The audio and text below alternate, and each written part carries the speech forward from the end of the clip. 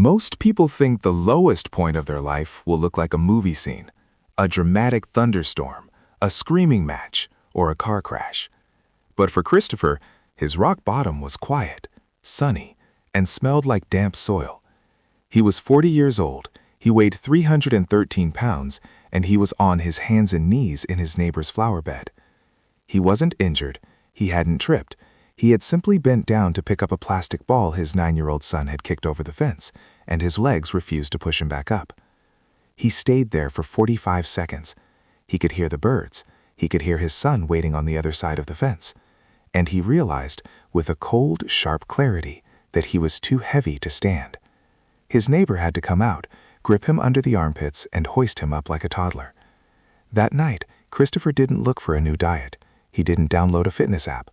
He sat on the edge of his bed and wept because he saw the look in his son's eyes. It wasn't disgust, it was pity. We have all been Christopher in some way. Maybe not with obesity, but with debt, with procrastination, with an addiction to screens or substances. We carry a burden we hate, yet every time we try to put it down, we fail. You have probably tried the Monday morning strategy. You wake up motivated, you throw out the junk food, you buy the gym membership, you vow to write 5 pages a day. You rely on intensity, and by Wednesday, you are tired. By Friday, you are stressed, and by the weekend, you are back on the couch, convinced that you are simply broken. But here is the part most people miss. You aren't failing because you are weak. You are failing because you are fighting biology with psychology. You are trying to use willpower to override a nervous system that has spent decades wiring itself for a specific behavior. Christopher thought he needed a doctor.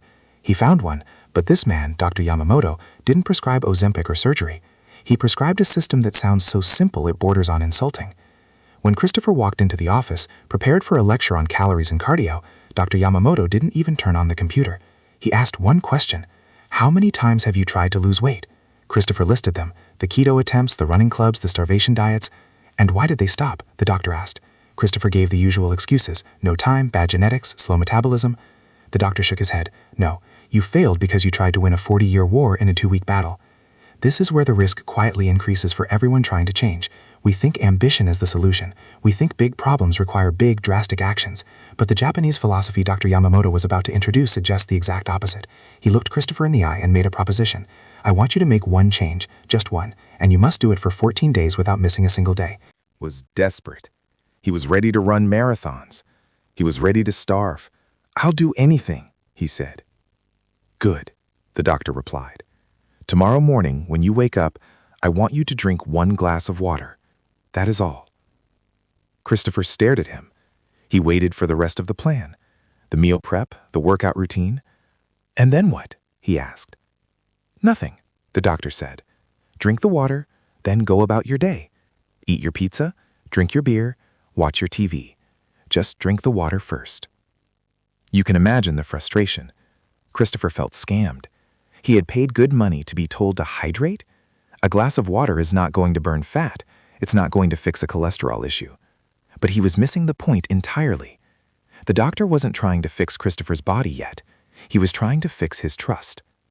See, when you break a promise to yourself, when you say you'll go to the gym and you don't, you aren't just missing a workout. You are damaging your reputation with your own brain. You are teaching yourself that your word means nothing. Christopher had spent 20 years lying to himself. "I'll start tomorrow. I'll stop after this slice." His brain had zero confidence in his commands. So the glass of water wasn't about hydration. It was about compliance. It was a bar so low that Christopher couldn't possibly trip over it. The next morning, his alarm went off at 5 a.m. He saw the glass on the nightstand. He drank it. It took 10 seconds. He felt ridiculous. He felt no different. But he had done it. On day 2, he did it again. By day 7, something strange happened.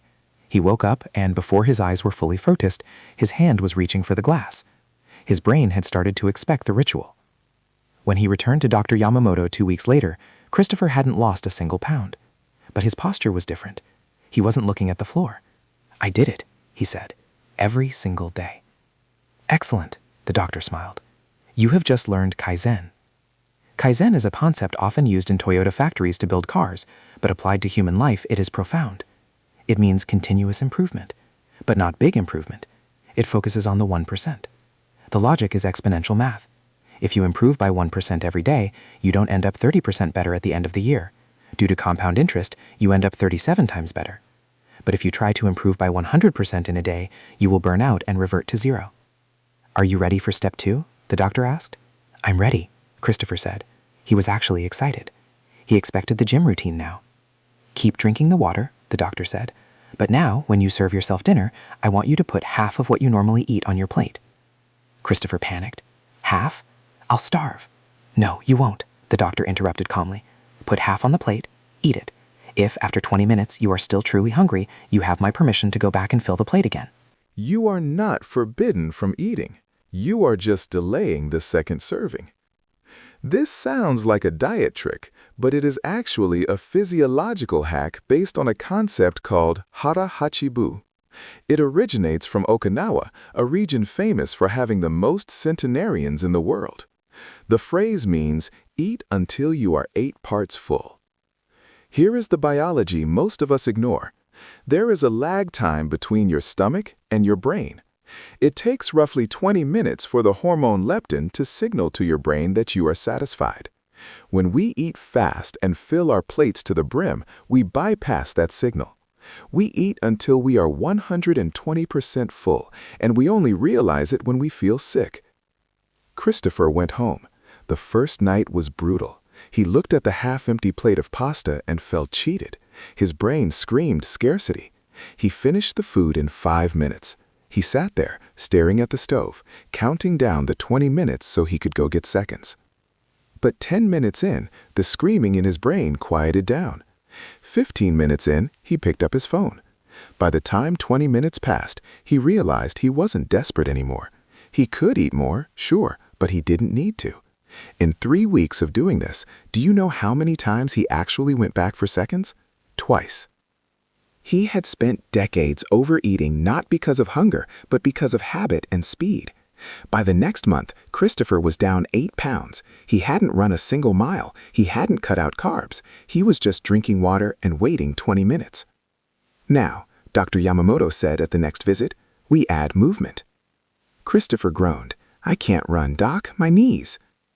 I don't want you to run, the doctor said. I want you to walk to your mailbox. The mailbox? Christopher asked. It's at the end of the driveway. It's 20 yards. Exactly. Walk to the mailbox, touch it, walk back. Do that every morning after the water. That does nothing, Christopher argued. That burns maybe 2 calories. You are still obsessed with the result, the doctor said softly. I am obsessed with the habit. Your body has forgotten it is designed to move. We are going to remind it, but we are going to whisper, not shout. So Christopher walked to the mailbox. It felt pointless. But on the 4th day, his 7-year-old daughter was sitting on the porch steps. She saw him putting on his shoes. Where are you going? She asked. Just to the mailbox, he muttered. Can I come? Christopher froze. He looked at his little girl. He nodded. She took his hand. They walked the 20 yards together. The sun was coming up. The air was cool. She started talking about her friends at school, about a drawing she made, things she never told him when he was slumped on the couch, exhausted from work. They touched the mailbox. They walked back. Can we do this tomorrow? She asked. In that moment, the 3rd Japanese philosophy clicked into place. Ikigai. Roughly translated, it means a reason for being. It is the thing that gets you out of bed in the morning. For years, Christopher tried to lose weight out of shame. Shame is a terrible fuel. It burns hot and fast, and it leaves you empty. But walking with his daughter? That wasn't shame. That was love. That was purpose. The mailbox became the corner store. The corner store became a loop around the block. 3 months in, Christopher had lost 30 pounds. His clothes were hanging off him. His co-workers were asking for his secret. He felt invincible. He felt like he had finally cracked the code. And that is exactly when the danger is highest. Because success breeds complacency. We start to think we are fixed. We start to think the rules no longer apply to us. Thanksgiving arrived, the ultimate test. The table was groaning under the weight of turkey, stuffing, pies, and alcohol. Christopher's brother-in-law handed him a beer. His mother heaped mashed potatoes onto his plate. "Oh, come on, Chris," she said. "It's one day. You look great. You can afford it."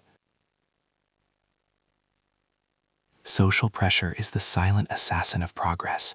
It is uncomfortable for people to see you change because it forces them to ask why they aren't changing. They want the old you back because the old you makes them feel safe. Christopher hesitated. He looked at the food, he looked at his family, and he caved. He didn't just eat, he feasted. He drank the beer, he ate the pie, he went back for seconds, then thirds. He ate until his stomach was hard and painful. The dopamine rush was immediate, followed instantly by a crushing wave of guilt. That night, he lay in bed, staring at the ceiling. The old voice was back, the voice that said, "You blew it. You have no self-control. You are just a fat guy pretending to be healthy. You might as well give up." He woke up the next morning with a hangover from the sugar and the alcohol. The glass of water was on the nightstand. He looked at it with disgust. "What's the point?" he thought. "I ruined the streak." This is the moment where 99% of people quit. This is the moment where the diet ends, the gym membership goes unused, and the bad habit reclaims the throne. Christopher reached for his phone to cancel his next appointment with Dr. Yamamoto. He couldn't face the man. He had failed. But then, he remembered something the doctor had said in passing. "You will fail, and when you do, that is when the real work begins." Christopher didn't cancel. He went to the office, head hung low. He confessed everything, the turkey, the pie, the loss of control. He waited for the disappointment. Dr. Yamamoto just sat there, calm as a stone. "And this morning," the doctor asked, "did you drink the water?" "Yes," Christopher said, "but it doesn't matter." "And did you walk to the mailbox?" "Yes, but—" "Then you didn't fail," the doctor said firmly. "You stumbled. There is a massive difference between stumbling and falling." Dr. Yamamoto leaned forward, and his voice dropped to a whisper. "Christopher, I need to teach you about wabi-sabi. Most of us in the West are obsessed with perfection. We think a habit only counts if the streak is unbroken. We think a diet is only good if it is 100% clean. Wabi-sabi challenges this. It is the Japanese aesthetic of finding beauty in imperfection, in the temporary, in the broken. A cracked teacup is considered more beautiful because it has a history. Your journey is not a straight line, the doctor said. You had a bad day. So what? That doesn't erase the 90 days of good choices you made before it. The problem isn't that you fell. The problem is that you think falling prohibits you from standing up again. This is the mental shift that separates the people who change their lives from the people who just change their month.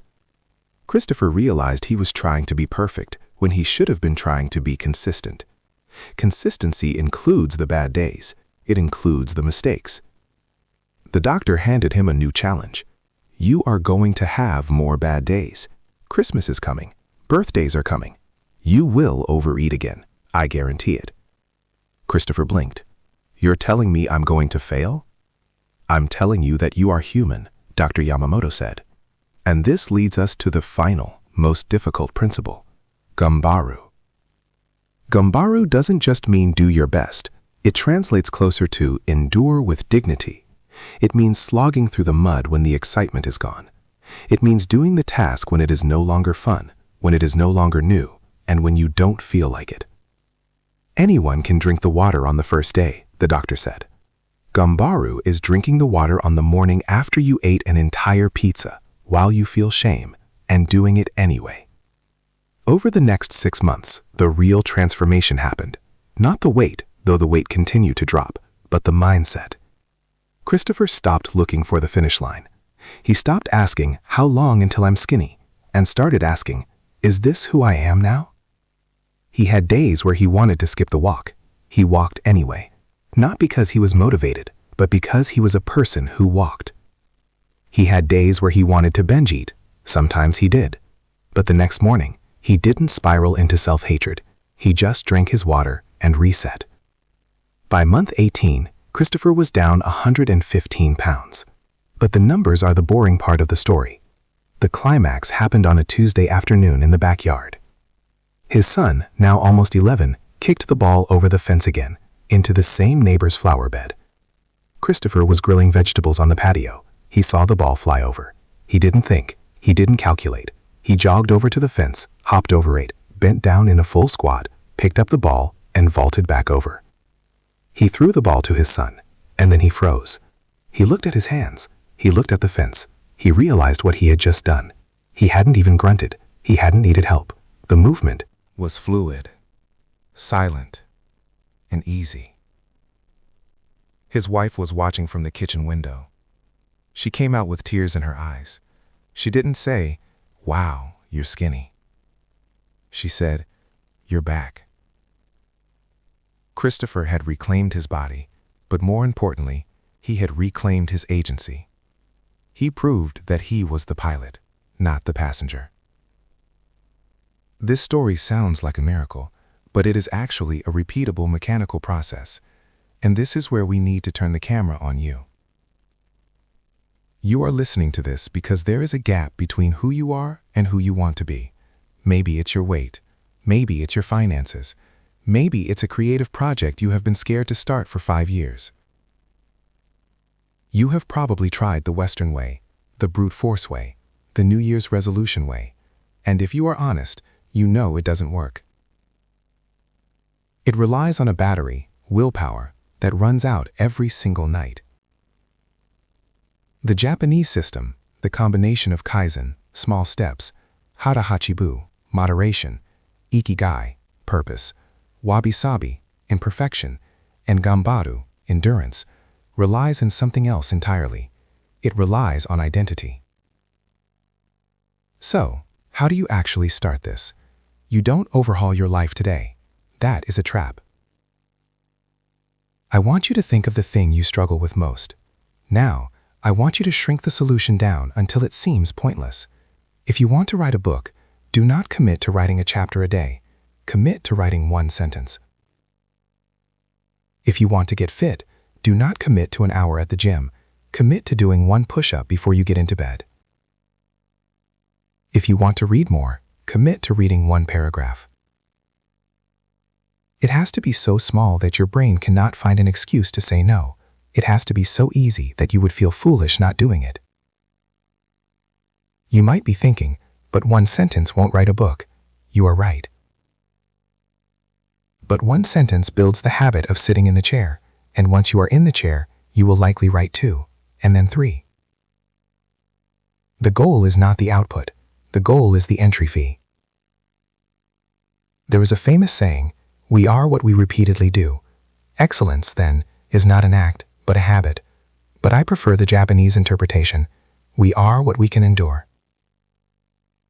Christopher's journey didn't end when he lost the weight. In fact, that is when the hardest challenge appeared. Because once the crisis is over, once the health scare is gone, the urgency fades. And that is when most people slide back. How did he stop the slide?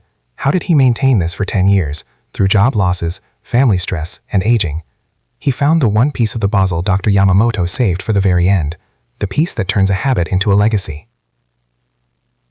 And this brings us to the concept of shokunin, the artisan spirit, the idea that your life is not a problem to be solved, but a craft to be honed. Most of us treat our bodies like broken cars that need to be fixed so we can drive them. Christopher learned to treat his life like a garden that needed tending. A mechanic fixes a car once and walks away. A gardener never stops tending.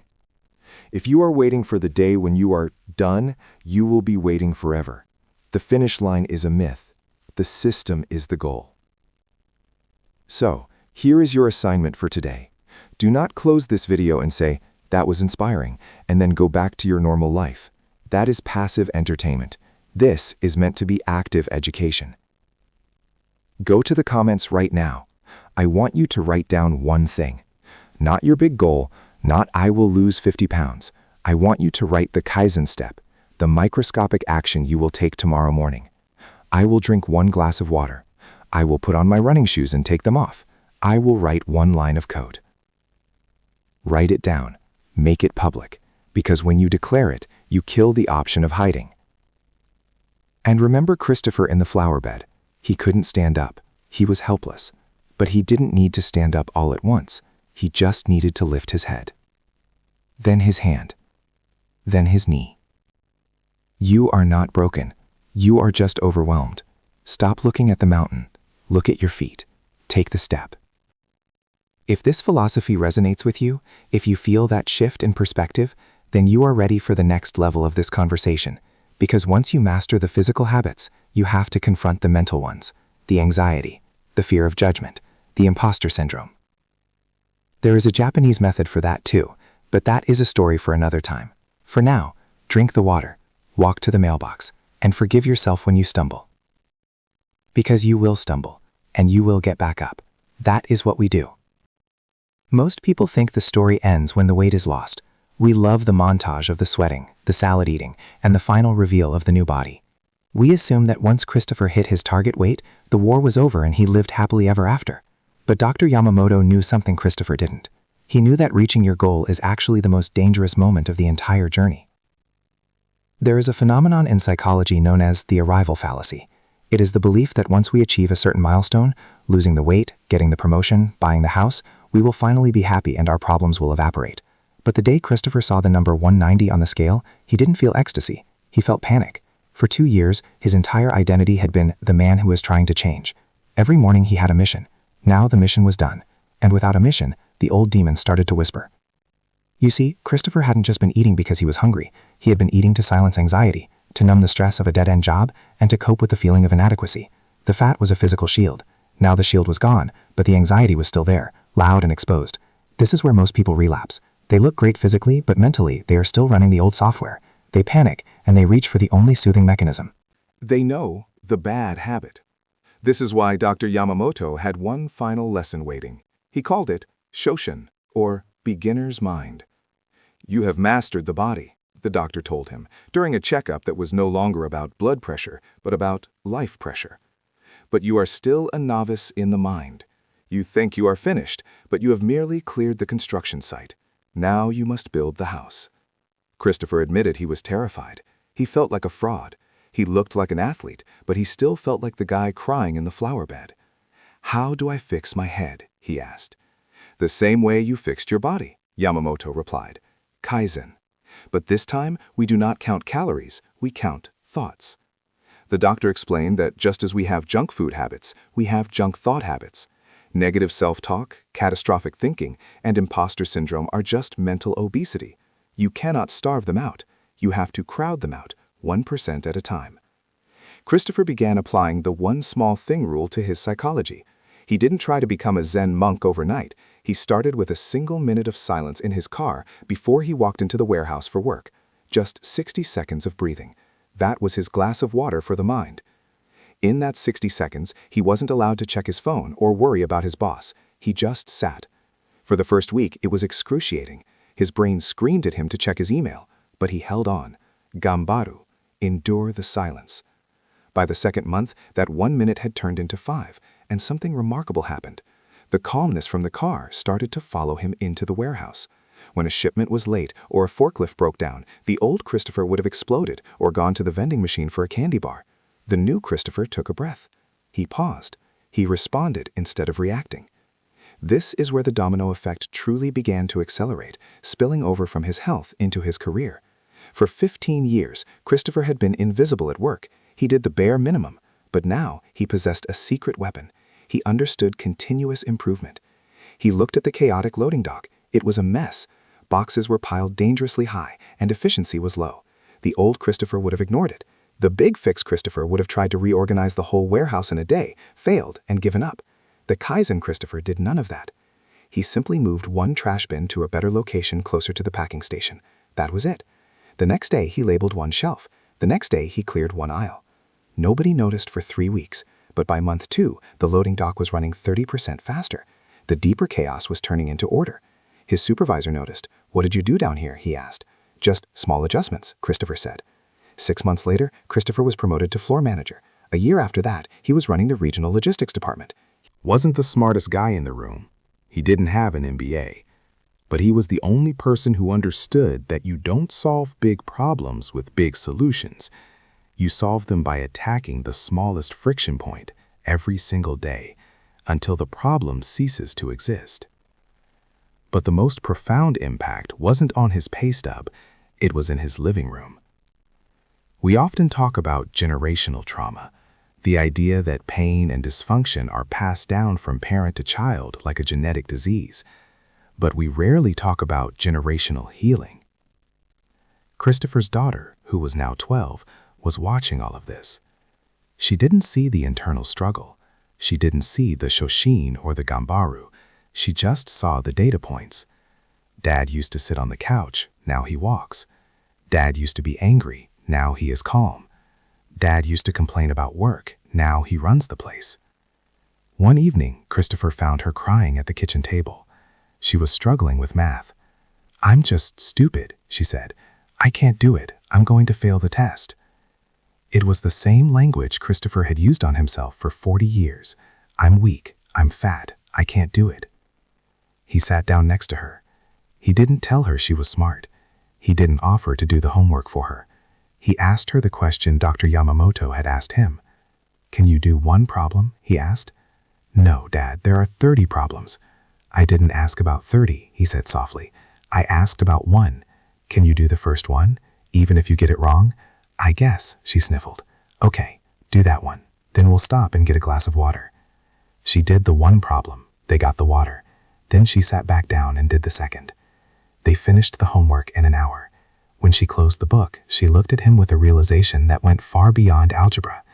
She realized that she didn't have to be smart enough to solve the whole page. She just had to be brave enough to solve the first line.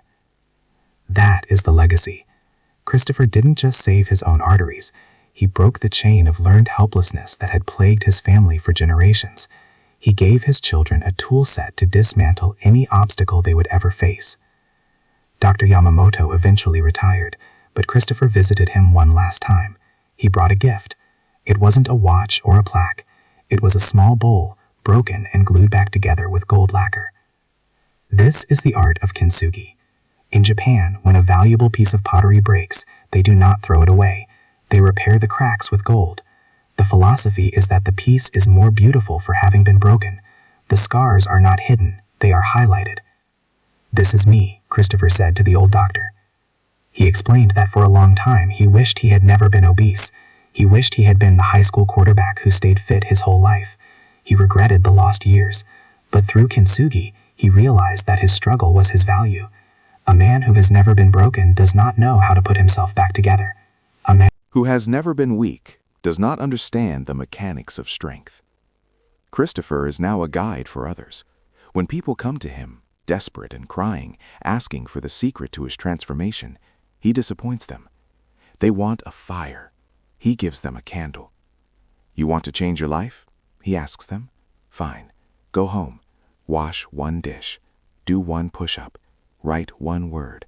And do it again tomorrow." They usually scoff. "That's not enough," they say. "It is enough," Christopher tells them, because it is real. And reality, no matter how small, is infinitely more powerful than a fantasy that never happens. So, let's bring this back to you, right now, wherever you are sitting. You have heard the philosophy. You understand the logic.